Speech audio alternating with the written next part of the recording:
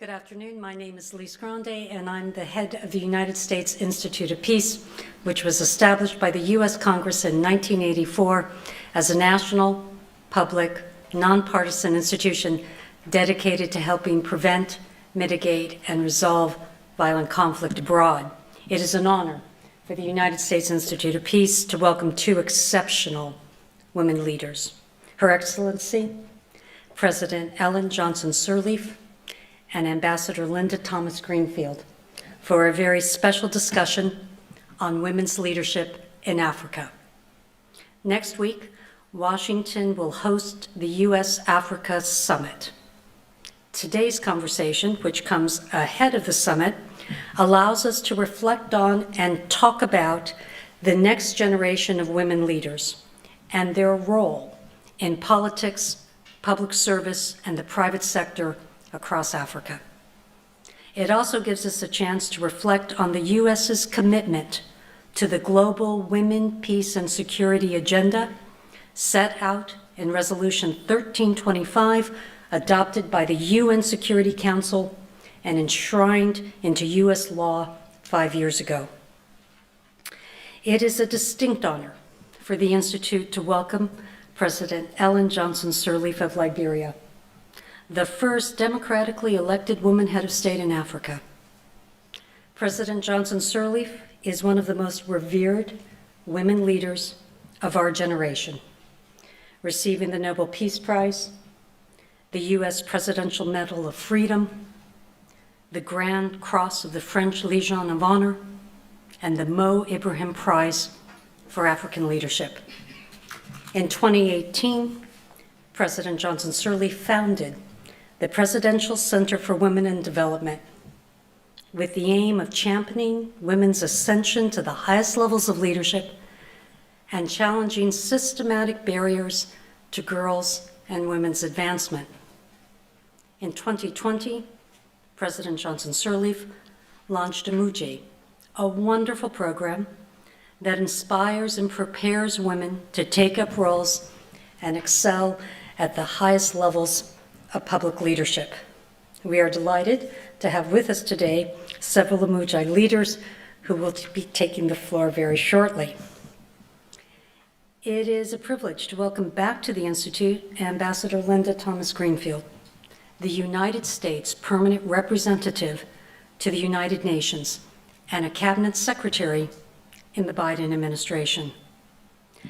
Ambassador Thomas-Greenfield has a distinguished 35-year record of public service and foreign affairs, having been appointed as U.S. Ambassador to Liberia from 2008 to 2012, and with postings in Switzerland, Pakistan, Kenya, the Gambia, Nigeria, and Jamaica.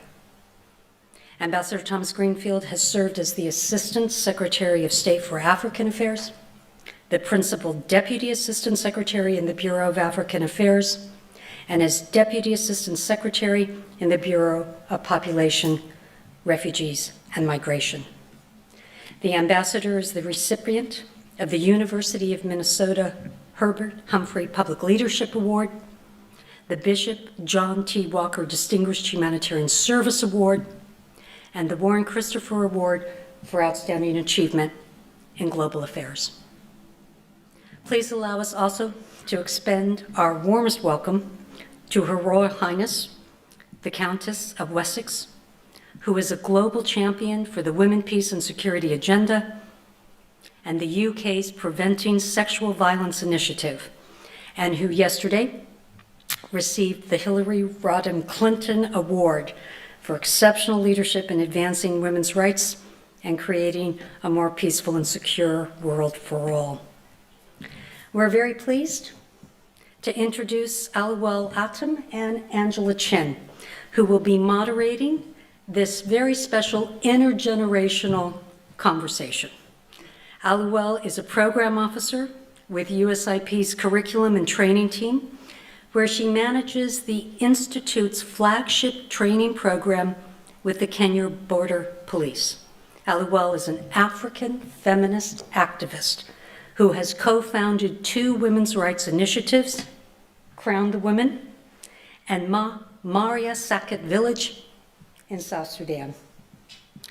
Angela is the Senior Program Assistant for USIP Sudan and South Sudan programs.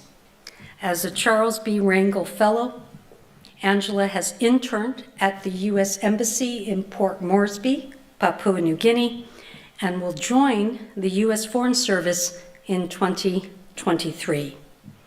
Angela is a Black American feminist activist, a graduate of the University of North Carolina at Chapel Hill, and a proud member of Delta Sigma Theta sorority. I am delighted to hand over to Aliwell and to Angela.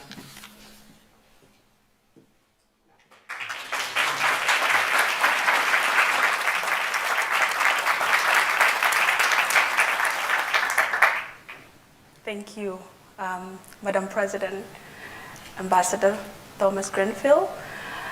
You've both had such notable careers in your leadership positions. And for many, especially Black young women, that itself is history and lessons. Can you both share with our audience today just a bit about your personal leadership journey to these incredible positions of power and leadership?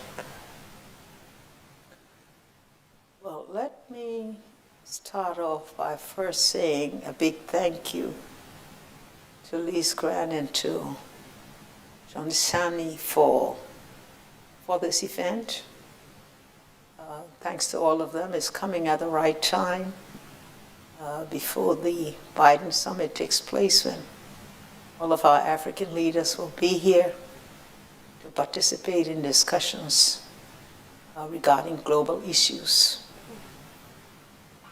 In Africa today, we have 2 women presidents, 4 former presidents, and the 2 women presidents not democratically elected yet.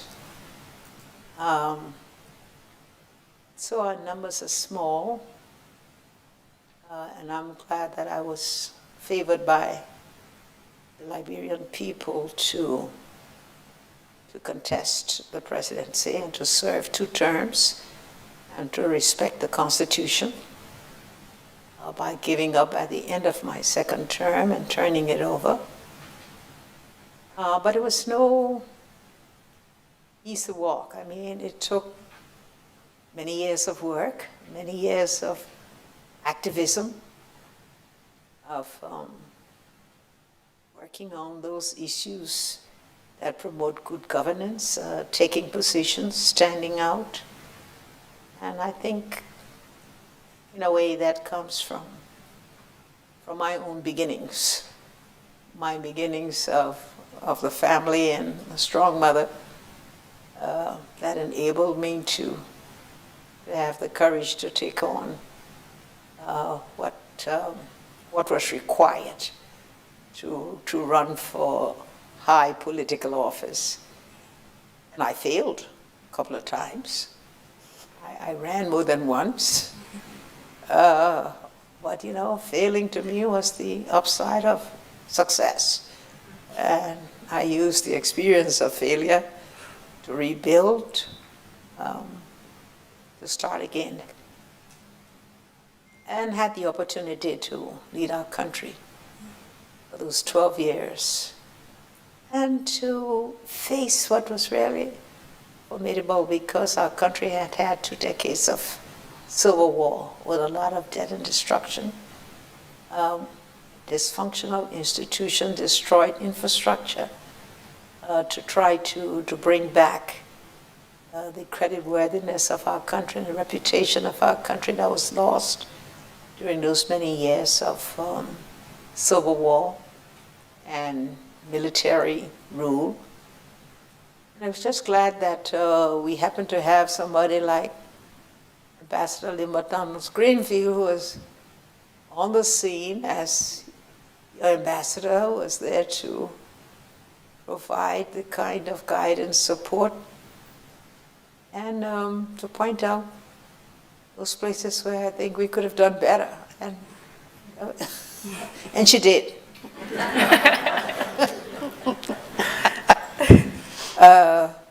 But I'm thankful that with the advice and all that happened and the manner in which we were able to work in partnership for Liberia, and that we maintained that friendship and that collaboration. I've established the Ellen Johnson Sirleaf Center for Women and Development, committed to try and see more African women become presidents. I've formed the Amuje Initiative, which have two cohorts of some 30 dynamic African women who have committed themselves to their leadership journey and are really working and just need the kind of support, the kind of profiling, the kind of encouragement through mentorship that they get from other women like former presidents or high-level African executives like those who hold global institutions, who provide them the kind of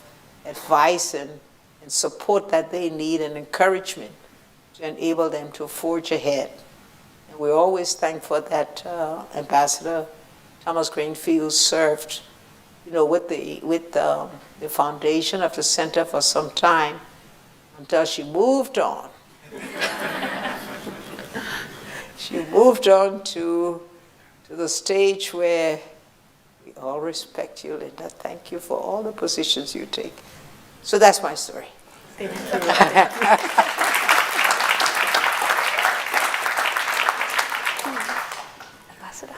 When I listen at someone read my resume, I never, ever stop being amazed at myself. And I am a very, very humble person.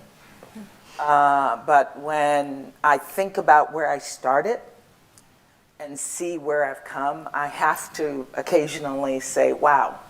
Yeah. It's this...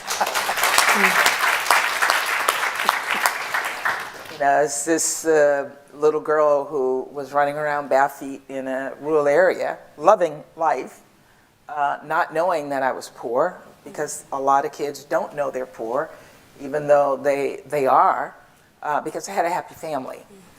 And I described recently to someone that I didn't even have ambition because I didn't have the role models to look up to. And as I got older, they were our teachers.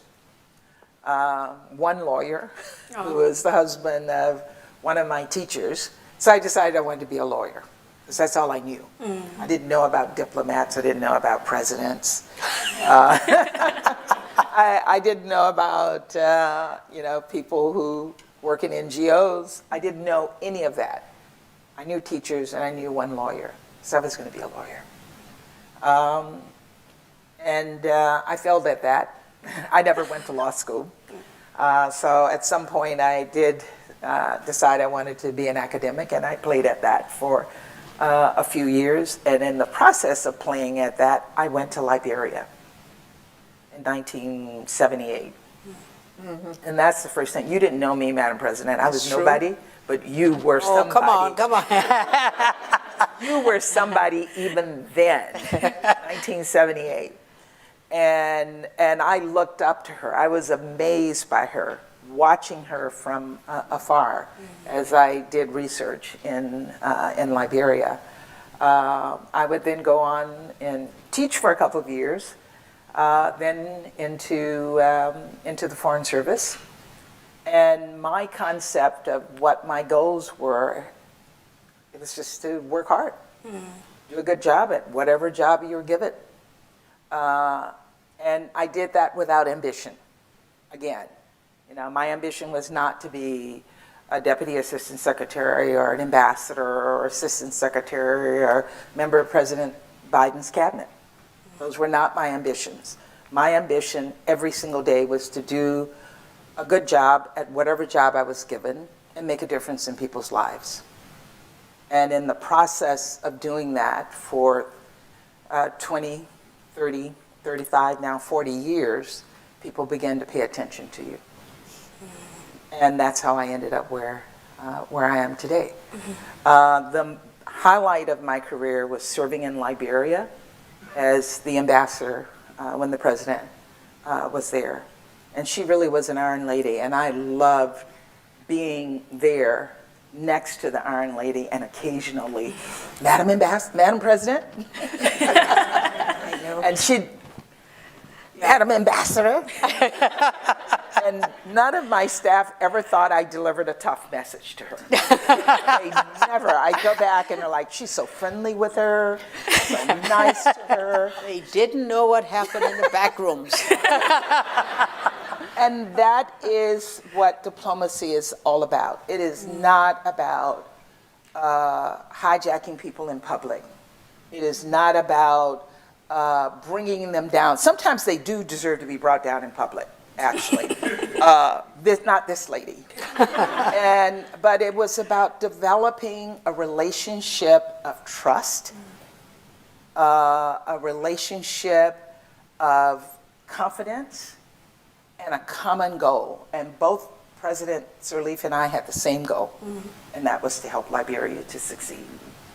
And sometimes we had different ways of doing that, but I always knew when I was dealing with her that her main goal was my main goal, and that was to help Liberia come out of war and to succeed. And when you have the opportunity to work with a partner and have the same goal and work toward that goal, it is an extraordinary experience. So as I look back on this now 40-year career, I got to change my bio.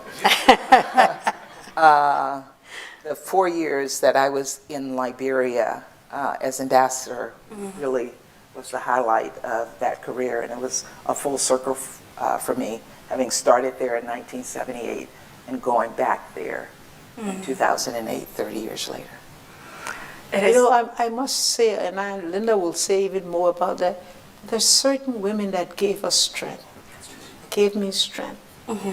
Linda's one of them, but I look back and I look at Angela Merkel, and I look how she managed on the global stage, how she was able to keep global cooperation, to keep multilateralism moving, and today we can see it slipping away because we don't have that strong leadership to keep that going. Let me say, in this country, one of my favorite right now, aside from you, Linda, is Nancy Pelosi.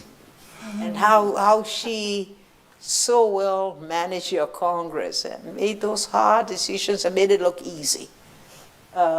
We can always take lessons from these strong women. We have strong African women, strong women in Latin America, in Asia, and everywhere. And I always try to take counsel from them to see how they handle very difficult issues, how they respond to global issues. And we need that now more than ever as we go into a situation where there's no global consensus on the international standards and democracies to which we have all committed our countries to ensure that there will be global goods and we'll be able to respond to the needs of the people. So it's a challenge to all of us as leaders to recalibrate and to reassess ourselves and see what we can do. I hope we at the center can provide some support and some real activism in trying to respond to these global contextual stage that we face. But that's your stage, Linda. That's your area. The global stage is yours. Yeah. It's so beautiful to see this friendship and connection in real life, because I was reading some of the comments. You made a post about this event online, and Liberians seem to have such profound memories of the two of you together in Liberia. And I'm wondering, how did your friendship grow? How did you form this friendship, and how did it grow? And also, what influence did it have in the many collaborations you've done together that has also influenced your work on advancing women, peace, and security? Well, I'll just be brief and Like Linda said, when she first went to Liberia to do research, I did not know her. I'm not sure she and I met during that period. I was in public service at ministerial levels. She was doing research and she left. And it wasn't until later years when she was appointed that we were able to meet and just discovered that we had certain shared values. And her commitment to Liberia, because in a way she came to love the country. The time she spent there, and the country so loved her that we kept hoping that we'll fix the country in such a way that she would feel endeared enough to do the journey of coming to live in Liberia, but that hasn't happened. I haven't given up on the idea. So you see, we have a place waiting for her. But what we have enjoyed is the position she's taken, not only as ambassador, but not only the support she's given to the center we established and the advice that she provides, but also we're so proud of the work she does on the global stage, because when she takes a position, when she talks there, it's a reflection of what we feel, what we know should be done. And we feel that this is, in a way, it leaves us with an endearment that someone is saying what we'd like to hear said and maybe missing from so many others. So I was watching her from afar as a young kid.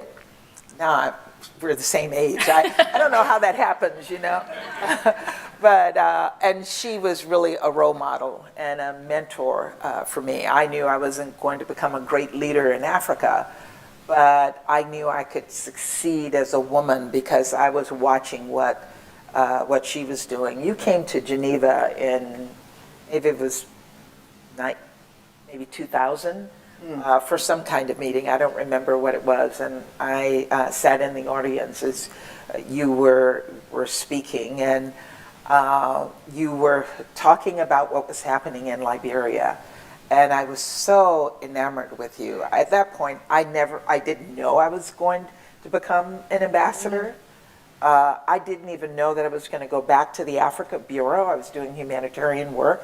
I didn't know I was ever going to meet you directly in person, but I was so impressed with what you were trying to do to bring Liberia forward. And you weren't even in a political job. You were kind of in exile then. I'm trying to think. It may have been like 2000 or something like that. You'd run for a Senate seat and won and turned it down. And I'm like, who does that? And so it was just really, for me, impressive. And I will tell you this story. So I eventually became the principal deputy assistant secretary in the Africa Bureau, and the Bureau started looking at ambassadorships. And I was asked, Linda, where would you like to go? And I said, to Gambia. Little country. I'm like, tiny little country, I can handle the Gambia. And the then assistant secretary said, you're the PDAS in the Africa Bureau. I can't send you to Gambia. I'm going to send you to Kenya. And I thought, wow, they think I'm good enough for Kenya? Then I'm good enough for Liberia, too. And so I said, nobody was trying to go to Liberia, to be honest. There wasn't a long line of people waiting to go to Liberia. So people were shocked that I said I wanted Liberia, not Kenya. And no one knew my history with Liberia because I hadn't talked about the fact that I'd lived and worked in Liberia when I was in my 20s. But once I said I wanted to go to Liberia, suddenly Liberia was the place that everybody wanted to go to. It's like the PDAS wants to go to Liberia, then it must be pretty good. So I really feel if I accomplish anything, I put Liberia on the map for people who were really interested in doing real work. I mean, people were wanting to avoid Liberia because of what we were seeing on CNN every single day. The news reports were horrific. People were being killed every single day. It was a country at war. Nobody wanted to go there, but Linda wanted to go there. And I did, and that's when our friendship really did bud and develop, and I have a friend for life who I have tremendous respect for, and it's something I will always cherish. Thank you.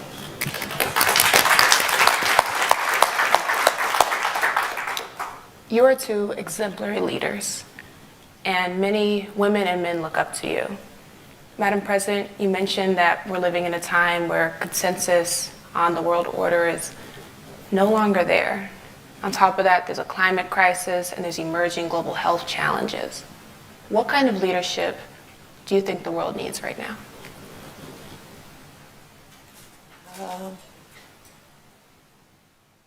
One needs those that are willing to stand by the principles and the standards that they represent and that they have endorsed over the years.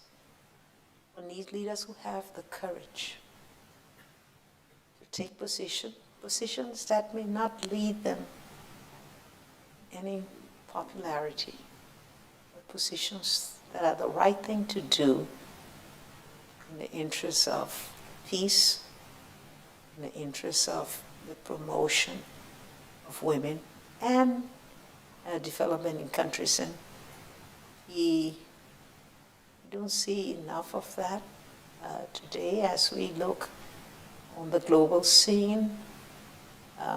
We see too much of individualism, national interest that prevent those that have the leadership talent but do not feel committed to be it because of, if you may, selfish national interest.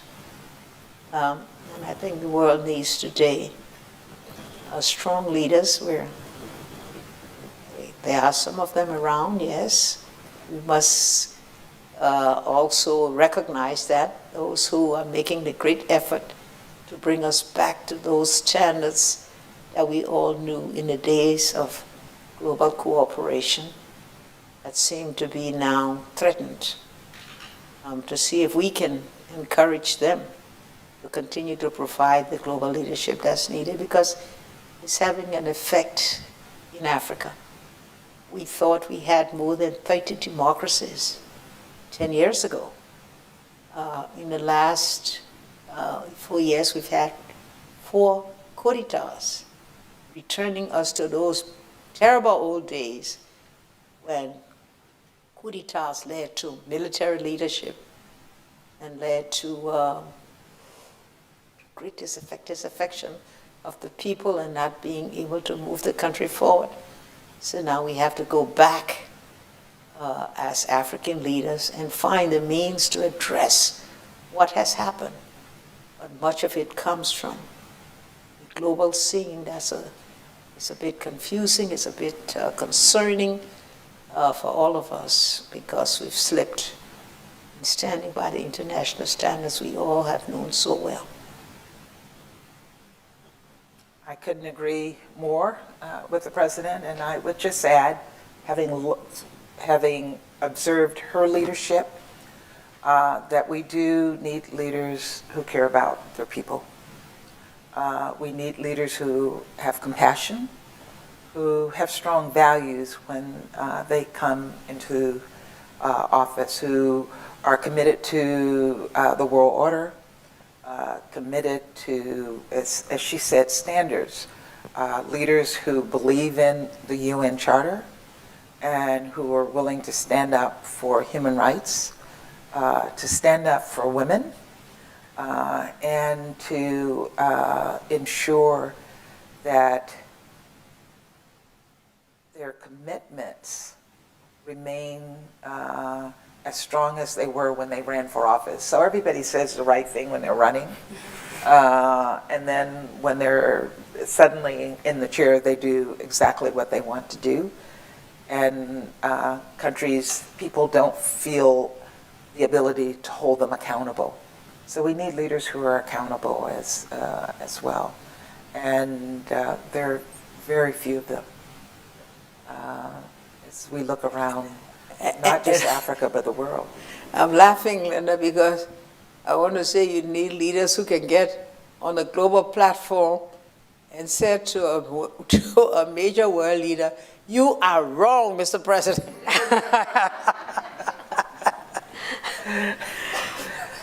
And on that topic of leadership, next week we're heading into the U.S. Africa Leaders Summit, and there are very high expectations from some, but from others there's a degree of skepticism. What tangible outcomes do you hope to see from the summit next week?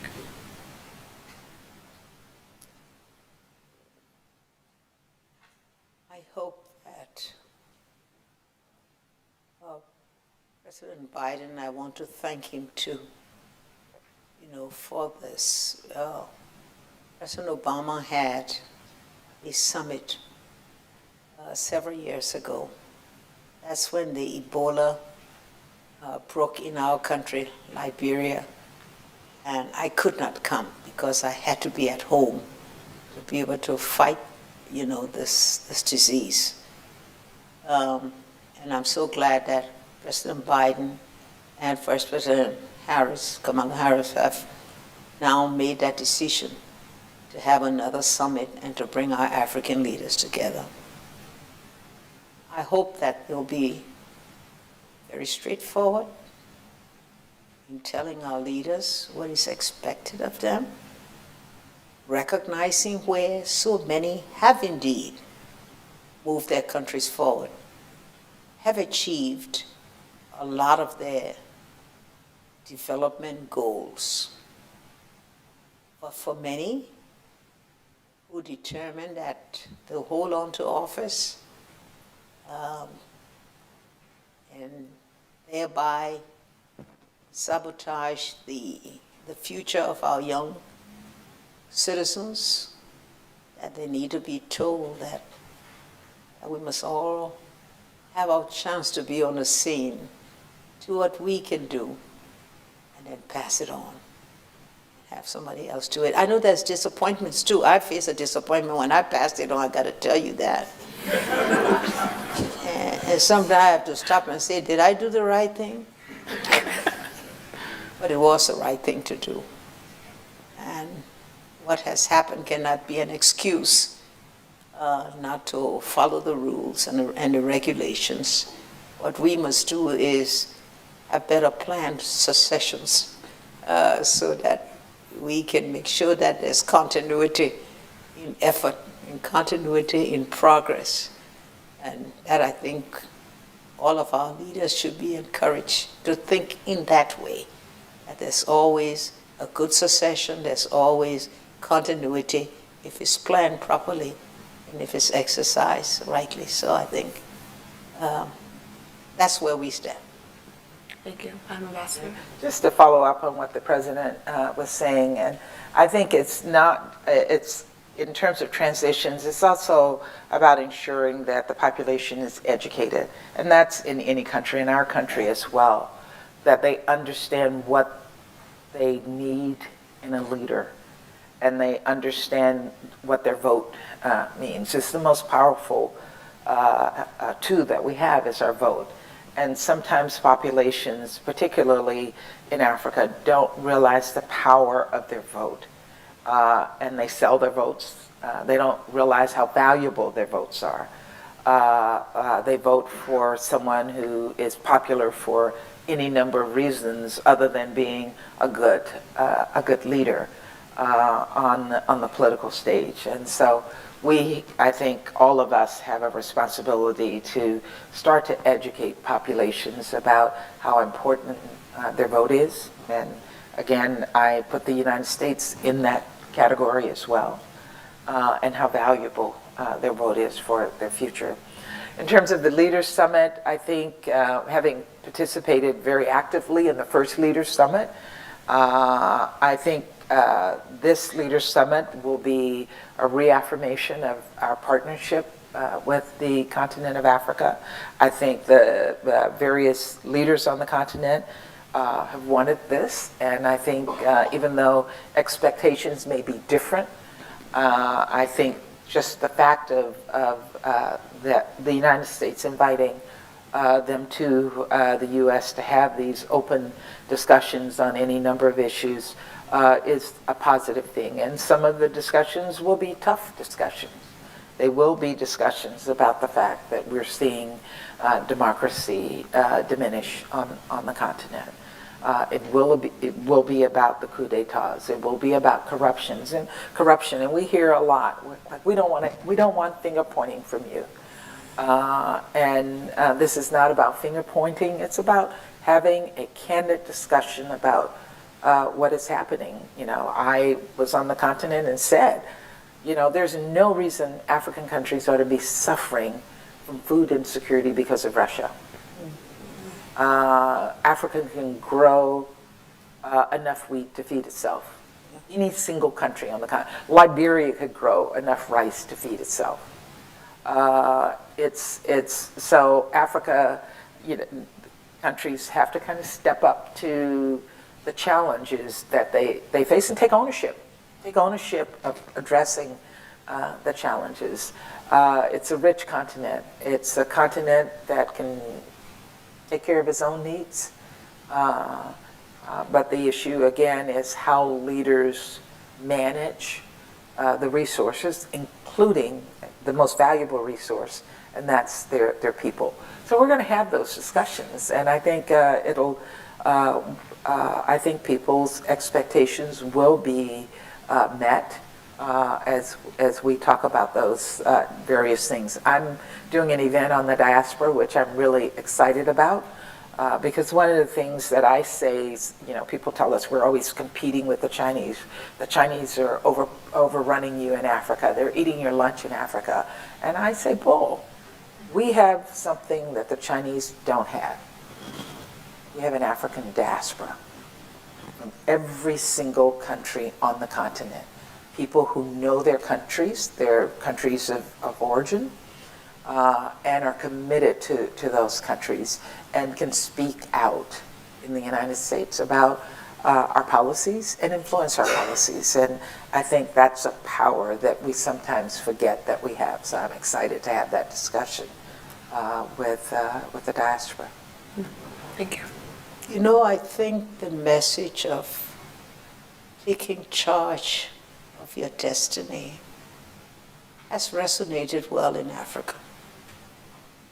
I think Africa too, Africa leadership, feel that it's time that we do more for our people, for our continent, that we have common positions that we can take to the global stage and ensure that our national interests are protected. There are shortcomings, and I recognize both domestically and internationally. And there are certain places where we too feel serious concern about failures to address things that need to be done. But we also feel that the international architecture also needs to be addressed. That institutions that were formed way back after World War II have not been able to be reorganized, have not given proper representation to those from other countries that today may measure up in terms of capabilities and integrity and whatnot. So I'd like to see the international architecture changed and have much more representation. I don't want to call the names of institutions. I'm working in so many ways on that. But I think for many in the audience there, they know exactly what I'm talking about. I hope everyone joins me in expressing our deep gratitude and appreciation and celebrate 4 exceptional, remarkable women. Madam President Ellen Johnson Sirleaf, Ambassador Linda Thomas-Greenfield, Aluwal Atum, and Angela Chen. Thank you.